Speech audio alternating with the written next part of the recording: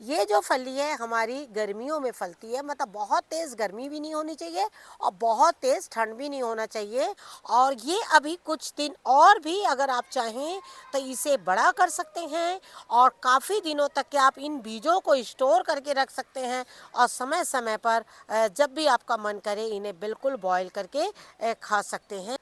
जैसे ही हमारे यहाँ का मौसम जनवरी का आता है, और आपको बताना चाहूँगी जनवरी के मंथ में भी सीम जो है एक बार फल बहुत अच्छे देती है। क्योंकि इसके दाने, जैसे मैंने आपसे कहा कि ये बहुत ये देखिए बहुत अच्छे इसके दाने होते हैं। और मैंने इस पौधे को फिश कंटेनर में एक डाल के माध्यम से लगाया था।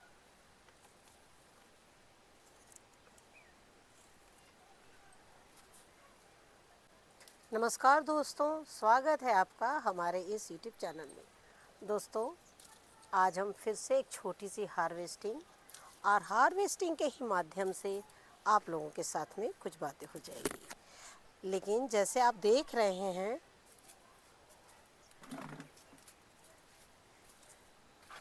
कि हमने इस साल बेर बहुत ज़्यादा मात्रा में तोड़ी है और हमारे साथ साथ पक्षियों का भी इस बार बहुत भला हुआ है, क्योंकि उन्होंने भी बहुत बेर खाई है। क्योंकि आप जानते हैं कि इस बेर के पौधे को ना मतलब ढक के रखना बहुत मुश्किल है, और यही वजह है कि उन्होंने बेर का पूरी तरीके से आनंद लिया। इसके पहले जो हमने आपको पौधे दिखाए थे बेर के, और उसमें आखिरी में हमने फिर पूरी बेर छोड़ दी पक्षियों के लिए। और आपको मैं दिखाना चाहूँगी कि देखिए, जो सबसे मीठी बेर होती है ना, वो इसे खाते हैं। ये देखिए, उनको सबसे ज़्यादा पता होता है कि कौन सी बेर जो है वो सबसे ज़्यादा इसमें मीठी है, और वो उसी बेर को बिल्कुल खाकर जाते हैं। लेकिन मैं ये सिर्फ कहना चाह रही हूँ आपसे कि जब हम गार्डनिंग करते हैं, देखिए हम सब एक दूसरे को बोलते हैं जैसे कि हम नेचर लवर है, लेकिन हम सिर्फ नेचर को देखकर और देखने मात्र से ही नेचर लवर नहीं बन जाते हैं। उसके लिए हमें नेचर के प्रति कुछ ना कुछ काम करना पड़ता है, और उस काम को करने के बाद ही हमें पता लगता है कि हम पेड़ पौधों से या पक्षियों से कितना प्यार करते हैं।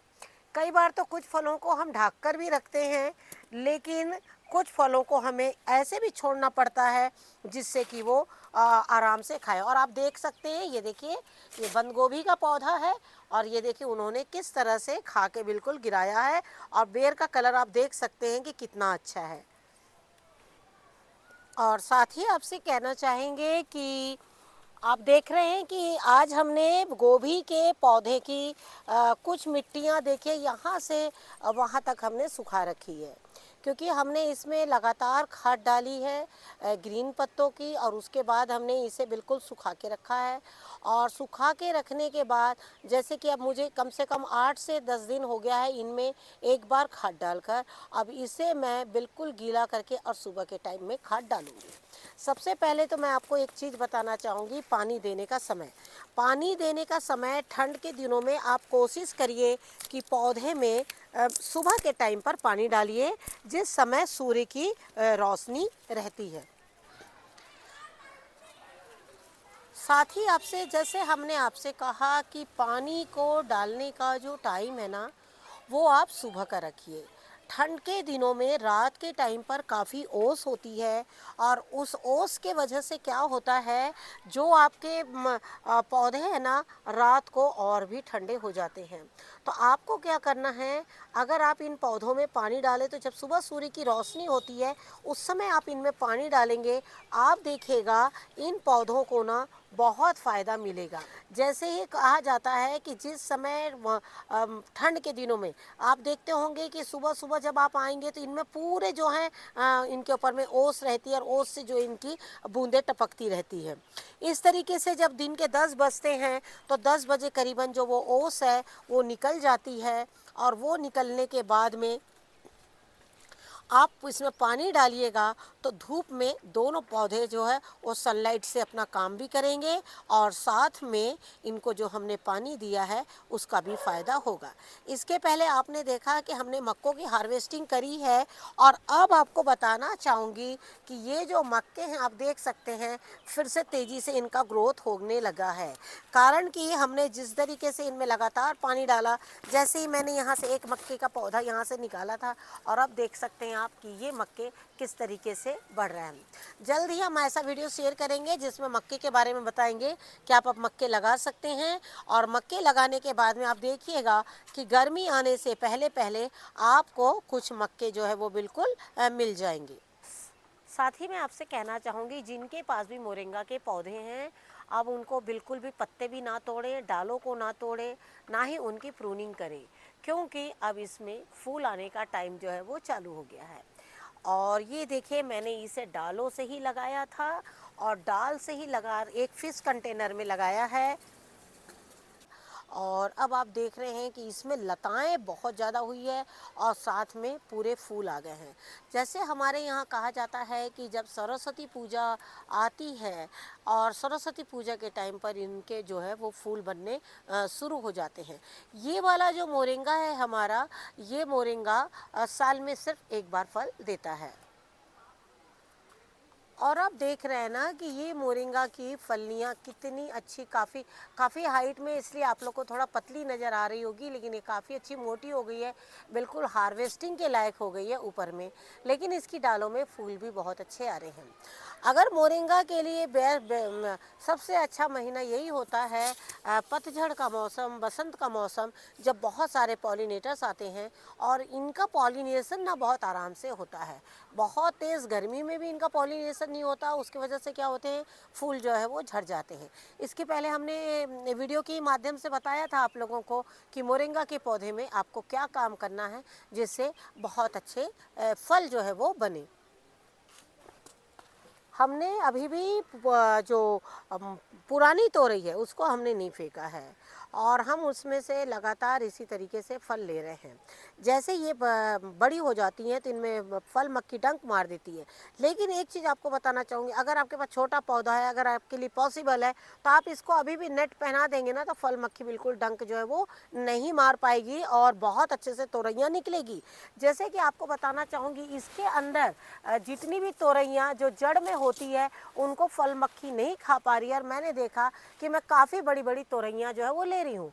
लेकिन जैसे आप देख रहे हैं ये तोरई देखिए इतनी बड़ी हो गई, इसको कोई फल मक्खी ने डंक नहीं मारा। कारण जान रहे हैं, क्योंकि वो इतनी अंदर में छुपी हुई है और वो उसको नज़र नहीं आई है। तो हमारा कई बार ऐसा वहम होता है, लेकिन एक्चुअली फल मक्खी को जो सामने फल दिखते हैं ना वो उन्हीं को डंक मार पाती है। तो चलिए अब मैं इसकी भी हार्वेस्टिंग करती हूँ और उसके बाद आपको दिखाती हूँ। तो जैसे आप देख रहे हैं ना कि मैंने इतनी ही तोरई निकाली, इसी तरीके से मैं 4 दिन 5 दिन में ये बराबर मैं तोरइयाँ जो है वो निकाल लेती हूँ। लेकिन आज मैं हार्वेस्टिंग के लिए आई हूँ और वो हार्वेस्टिंग है हमारी सिमफली की। हमने कुछ दिन पहले ही एक वीडियो शेयर किया था और उसमें बताया था आप लोगों से कि अब पौधे पे जब हम काम करेंगे तो कुछ पौधे हमारे इस तरीके से जड़ से जो बिल्कुल तैयार होंगे और वो बहुत अच्छे फल देंगे।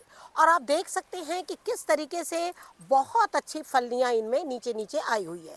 हालांकि ऊपर में भी बहुत फलियां लगी हुई है, लेकिन आपको बताना चाहूँगी कि जब हमारा एक कंटेनर छोटा होता है और किसी कारणवश हम पानी देने में चूक जाते हैं तो क्या होता है कि जो ऊपर के पत्ते होते हैं ना वो बिल्कुल सूख जाते हैं, बहुत जल्दी सूख जाते हैं।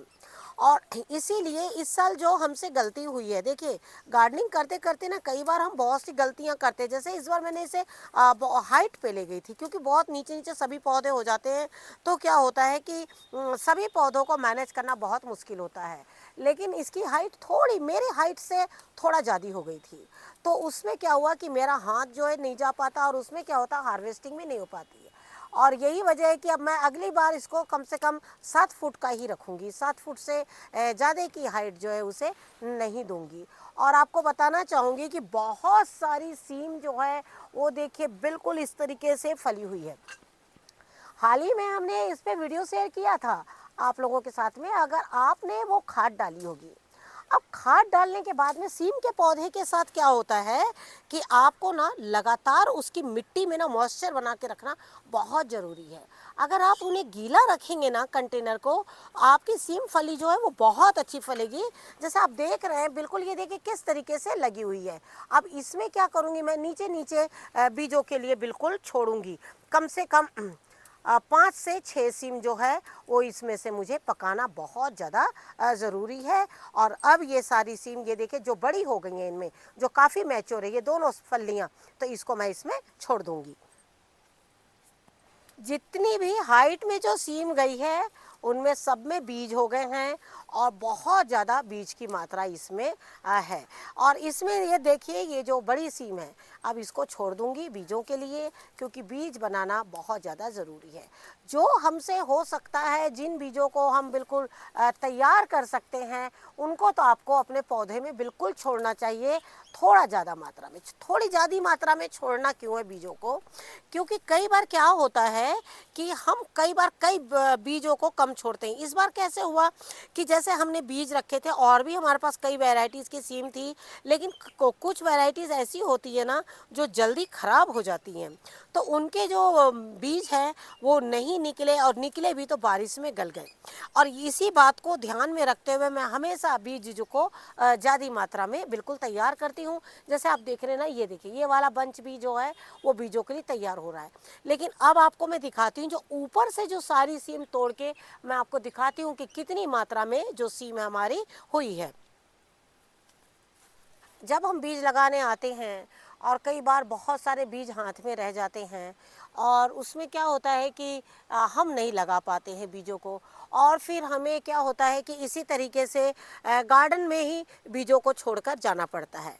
मैंने क्या किया था, कुछ बीजों को इस तरीके से ऐसी एक कंटेनर में डाल दिया था, और ये पौधा इतना अच्छा हुआ है, और इसमें बहुत पीछे साइड में बहुत सारी ये जो बीन्स है, सिमफली है, वो बिल्कुल लगी हुई है। और ये सिमफली जो है वो हमारी बहुत ज़्यादा अच्छी सिमफली है। इसमें गोबर की खाद हमेशा देते रहिए, कुछ राख बिल्कुल देते रहिए, और साथ में हमने आपको कहा है कि केले की खाद से सिमफली को बहुत ज़्यादा असर होता है। और आप देखिएगा इसमें केले की खाद डालकर। लेकिन आपको एक चीज़ बताना चाहूँगी, जैसे हम आपको खाद बताते हैं, आपने एक दिन खाद डाला और अगले दिन आपने क्या किया, उस पौधे को बिल्कुल भी सुखा दिया। मतलब सुखाने का मतलब है कि खाद देने के बाद ये नहीं है कि अगले कई दिन तक उसमें पानी नहीं देना, नहीं, आपको लगातार उसमें पानी भी देना पड़ेगा, और बिल्कुल पानी देना पड़ेगा। अगर आपका छोटा कंटेनर है तो जहाँ तक हो सके सीम के पौधे में आपको 2 बार इसे पानी देना पड़ेगा। 2 बार पानी क्यों देना पड़ेगा, क्योंकि कंटेनर छोटा है, ब्रांचेस ज़्यादा हैं, फल ज़्यादा हैं, साथ में बीज वाली सब्जियां हैं। आप देखिएगा एक छोटा पौधा जिसमें बहुत कम ब्रांचेस होती है, आप देखिएगा उसमें क्या होगा, आप पानी डालिएगा ना 3-3 दिन कंटेनर बिल्कुल नहीं सूखते हैं। लेकिन जिस पौधे में बहुत ज़्यादा ब्रांचेस होती है, आप देखिएगा वो पौधे में आप सुबह पानी डाल के रखिए, और शाम होते होते आप देखिएगा कि पौधे जो हैं कंटेनर्स जो है वो सूख गए हैं। और यही वजह है कि आपको क्या करना है, इनमें बिल्कुल मल्चिंग करके रखना है। मल्चिंग एक बहुत बड़ा रोल प्ले करता है। और आपने देखा जैसे इस फिश कंटेनर में एक तरफ सीम लगी हुई है और दूसरे तरफ आपने देखा अब मैंने इसमें कंटेनर रख दिया।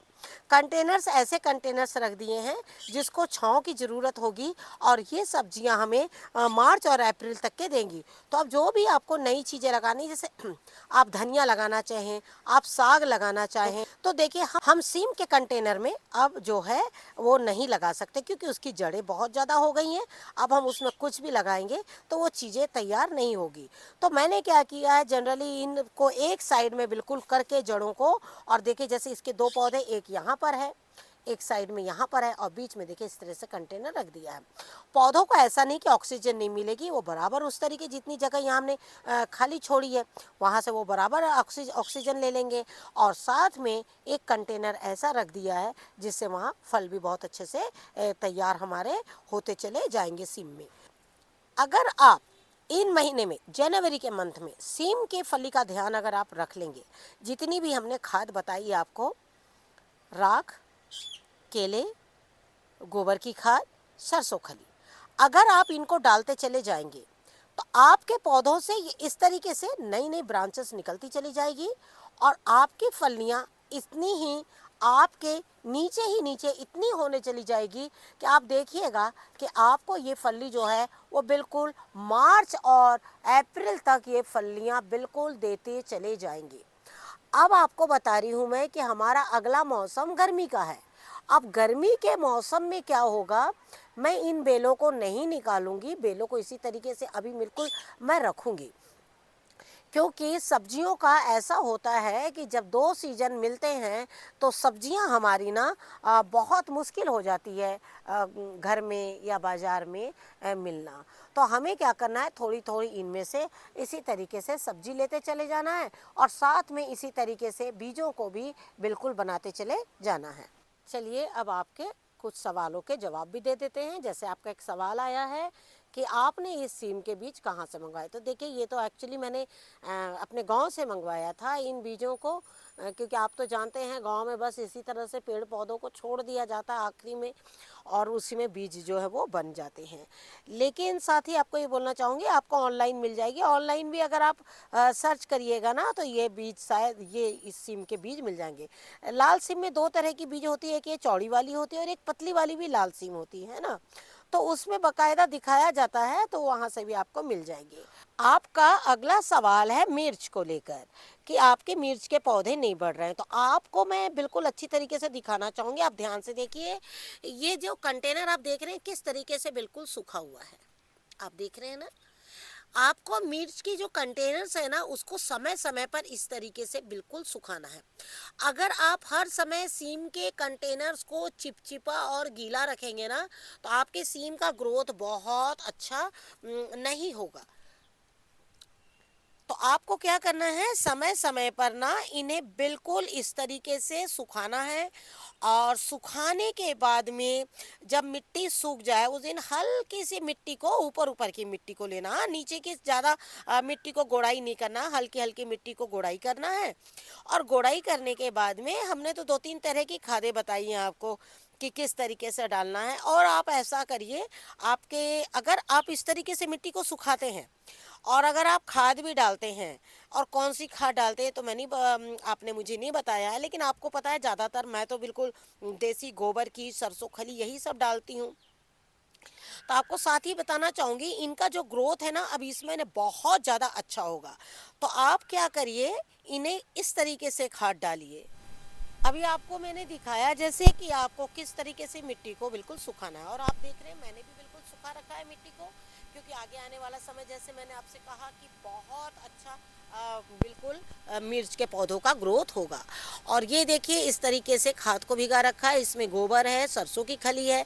तो जब मिट्टी सूख जाएगी बस उसको थोड़ा सा हल्का हिलाइए, जड़ों को बिल्कुल नुकसान मत पहुंचाइए। और इस तरीके से एक मग जो ये खाद बिल्कुल उसमें अच्छी तरीके से एक मग खाद लेकर अच्छी बाल्टी, आधा बाल्टी पानी लेके पूरा मिट्टी में अच्छी तरीके से वो मिल जाना चाहिए। तो जब एक मिट्टी सूखती है और सूखने के बाद जब हम उसे अच्छी तरह गीला करके जब हम डालते हैं ना पानी, तो ये पौधों का ना इस तरीके से ग्रोथ होता है। तो इस तरीके से छोटे छोटे आप काम करिएगा तो देखिएगा अभी के समय में मिर्च है, टमाटर है, इन सब पौधों का ग्रोथ बहुत फास्ट ग्रोथ होगा। अगली चीज़ है अरहर, और अरहर के भी हमने कुछ पौधे लगाए थे। और अब आपको बताना चाहूँगी कि ये देखिए पूरा फूलों से माने लदा हुआ है, इसकी एक भी टहनी ऐसी नहीं है जिसमें फूल नहीं है। तो देखिए हम लोग क्या करते हैं, मटर के पीछे परेशान रहते हैं कि मटर नहीं हो रही है मटर, क्योंकि देखिए कई बार कई जगह में मौसम का होता है, कई जगह हो सकता है हम उतनी खाद नहीं दे पाते हैं, जो भी वजह होगी। तो मटर जो है ना वो कई बार बहुत जल्दी नहीं होती है। लेकिन ये अरहर जो है, अरहर मीन्स राहर, तुअल की फली, ये जो है ना वो बहुत अच्छी से तैयार होती है। बस इसे क्या करना है, आपको बहुत ज़्यादा पानी नहीं डालना है, समय समय पर इसे खाद देते चले जाना है। आप एक या दो पौधे लगाएंगे और आप देख रहे हैं कि ये एक पौधा ये है, एक ये बिल्कुल छोटा पौधा है और साथ में ये पौधा है, मतलब दो पौधे को आप देख सकते हैं कि किस तरीके से पूरे फलों से पूरे फूलों से बिल्कुल लदा हुआ। और आप देखिएगा इसमें दो पौधे मात्र ही बहुत ज़्यादा फलियां दे देंगे। तो गार्डन अगर हमारा छोटा है तो हमें क्या करना है ना, बहुत सोच समझ के सब्जियों को लगाना है कि हमें क्या करना है। मैंने ये अभी तो मेरे पास ये क्यारी है तो मैंने क्यारी में लगाया है, लेकिन जब हम आपके साथ जुड़े भी नहीं थे मैंने इन्हें बहुत छोटे छोटे कंटेनर्स में लगा के ट्राई कर लिया है। और ये एक फिश कंटेनर का ये या 15 बाई 15 का कंटेनर है या 12 बाई 12 का कंटेनर है, जो तेल के डिब्बे होते हैं ना उसमें भी आप इनको लगाएंगे ना, ये बहुत अच्छे से सब्जियां जो है वो बिल्कुल देते हैं। और हर एक फली में दाना होता है। और मैंने तो देखा है जनरली इसके फलियों में भी कीट जो है वो नहीं लगते। कीट क्यों नहीं लगते हैं? क्योंकि हमारे पास इतने पौधे तो हैं नहीं, एक दो हैं। दूसरी बात, कीट लगने की और एक वजह क्या नहीं है, क्योंकि हमारे यहाँ पर सारे क्या पौधे जो है ना वो सब अलग अलग पौधे हैं। एक समान गार्डन नहीं है ना कि एक राहर में कीट लग गए हैं तो सारे राहर में कीट लग जाएंगे। हमारे एक एक दो दो पौधे हैं, तो जब मिक्स गार्डनिंग होती है ना जहाँ पर, वहाँ पर वैसे भी कीट जो है वो थोड़ा कम हो जाते हैं। और हमने ये फलियाँ आपको दिखाई थी और ये देखिए कितनी सॉलिड बिल्कुल तैयार हुई है। और आज मैं एक फली इसमें तोड़ रही हूँ और आप लोग को इसमें से दिखाती हूँ कि इसके बीज किस तरीके से तैयार होते हैं। और जैसे मैंने आपसे कहा मैं इसको छोटा बहुत कम तोड़ती हूँ, क्योंकि छोटे में तो देखिए बहुत अच्छे से हमारे ये जो सिमफली है ये ही काफ़ी हो जाती है। तो इसको मैं बिल्कुल बीजों के लिए रखती हूँ। और अभी आपको मैं इसके बीज भी बिल्कुल दिखाती हूँ। और अब आप देख सकते हैं इसके दाने, अभी भी इसके दाने बनने में और भी ये थोड़ा सा टाइम लेगी फली। हालांकि ये देख सकते हैं आप कि किस तरीके से बहुत अच्छे इसके दाने जो है वो तैयार हुए हैं। और आप इसको बिल्कुल भी अपने गार्डन में बिल्कुल लगाइए, मैं तो आपसे यही कहना चाहूँगी। और बाकी भी दाने मैं आपको दिखाती हूँ निकाल के इसके। और आप देख सकते हैं कि ये कितने अच्छे दाने तैयार हुए। एक फली में कम से कम 9 से 10 दाने इसमें तैयार हो गए हैं। और ये दाने अपने आप में बहुत ज़्यादा हेल्दी हैं। और जैसे हमने आपसे कहा कि बड़े तो खा ही सकते हैं, बच्चे भी शौक से इसके दाने खाएंगे। रहेगी बात इस फली के फलने की, तो आपको मैं बताना चाहूँगी कि ये जो फली है हमारी, आपने देखा अभी मैंने फिश कंटेनर के उस साइड से आपको दिखाया था और ये फिश कंटेनर का इस साइड है। और साथ में आप देख सकते हैं कि बीच में भी ये बीज जो फलियां जो है वो देखिए बहुत सारी हमारी अंदर अंदर काफ़ी फलियां जो है वो लगी हुई है। इसके जो फलने का जो टाइम होता है ना वो बहुत तेज़ ठंड में कभी भी नहीं होता है। ये जो हमेशा फलती है हल्के मौसम गर्म में। या तो ये फलियाँ को जो फलने का जो टाइम होता है वो अक्टूबर नवंबर का मंथ होता है, या तो फिर ये जनवरी लास्ट और फरवरी से फलेगी। और ये पौधा जो है फिर से एक बार ग्रो करेगा जब आगे आने वाला मौसम में हल्की गर्मी होगी। जैसे हमारे यहाँ दिसंबर जनवरी में बहुत ज़्यादा ठंड होती है, तो आप देख सकते हैं इसमें कोई भी फूल जो है वो अभी नहीं बनेगा। लेकिन जैसे ही जनवरी के बाद में एक मौसम आएगा मकर संक्रांति के बाद में, और वो मौसम में एक गर्मी होगी और उस समय इसमें फिर से फूल जो है वो बनने शुरू हो जाएंगे। तब हम आपको फिर से दिखाएंगे। अगर आपने इस बार इस स्वान बीन्स का बीज नहीं लगाए हैं तो आप इसको फिर से अगले सीजन में ज़रूर लगाइए, क्योंकि ये बहुत छोटे कंटेनर में और बहुत ज़्यादा मात्रा में फल जो है वो बिल्कुल देते हैं। तो जैसे आपने देखा कि अब गार्डन में जो गोभी है वो बिल्कुल ख़त्म हो गई हैं। अब दूसरा स्लॉट जो हमने लगाया है वो जो है वो थोड़ा सा लेट फल देंगे। लेकिन साथ ही आप देख रहे हैं ये बेर, और बेर भी जो है वो बस स्लॉट पूरा ख़त्म हो गया क्योंकि पक्षियों ने इन पर हमला कर दिया है। और साथ में सिमफली, और ये सिमफली तो आप देख ही रहे हैं कि किस तरीके से हम निकाल रहे हैं। आपसे सिर्फ यही कहना चाहेंगे, अगर सिमफली के कंटेनर्स को आप हमेशा नमी बना के रखेंगे, उसकी मल्चिंग करके रखेंगे, और हमने जितनी खाद बताई है अगर आप इतनी ही खाद डालेंगे, आप देखिएगा ये सिमफली मार्च से लेके अप्रैल के सेकेंड वीक तक के, या कहीं मौसम ठंडा है तो ये बिल्कुल अप्रैल तक आपको इसी तरीके से फल जो है वो देती रहेगी। तो जैसे आपने देखा हमने छोटी सी हार्वेस्टिंग करी, और हार्वेस्टिंग के माध्यम से आप लोग के साथ में कुछ बातें हो गई। तो इसी तरीके से हमारा और आपका रिश्ता बना रहे। Thank you very much. नमस्कार, जय हिंद, जय भारत।